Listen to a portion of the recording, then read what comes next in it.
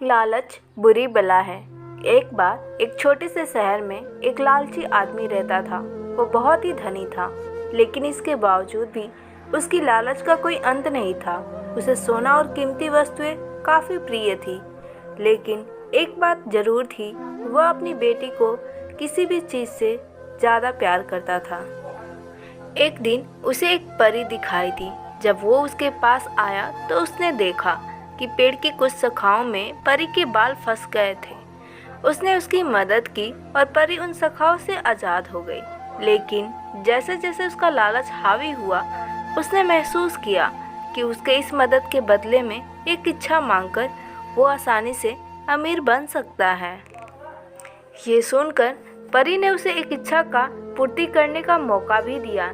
ऐसे में उस लालची आदमी ने कहा कि जो कुछ मैं छूऊं वह सब सोना हो जाए। बदले में ये इच्छा को भी उस परी ने पूरी कर दी थी। जब उसकी इच्छा पूर्ण हो गई, तब वो लालची आदमी अपनी पत्नी और बेटी को अपनी इच्छा के बारे में बताने के लिए घर भागा। उसने हर समय पत्थरों और कंकड़ को छूते हुए उन्हें सोने में परिवर्तित होते देखा, जिसे देखकर वो बहुत ही ज़्यादा खुश हुआ। घर पहुंचते ही उसकी बेटी उसका अभिवादन करने के लिए दौड़ी। जैसे ही वह उसे अपनी बाहों में लेने के लिए नीचे झुका, वह एक सोने की मूर्ति में बदल गई। ये पूरी घटना अपने सामने देखते ही उसे अपनी गलती का एहसास हुआ। वो काफ़ी ज़ोर ज़ोर से रोने लगा और अपनी बेटी को वापस लाने की कोशिश करने लगा।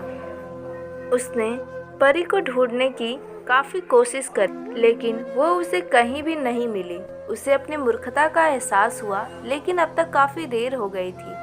सीख इस कहानी से हमें ये सीख मिलती है कि लालच हमेशा पतन की ओर ले जाता है। ज़रूरत से ज़्यादा लालच करना हमें हमेशा दुख प्रदान करता है।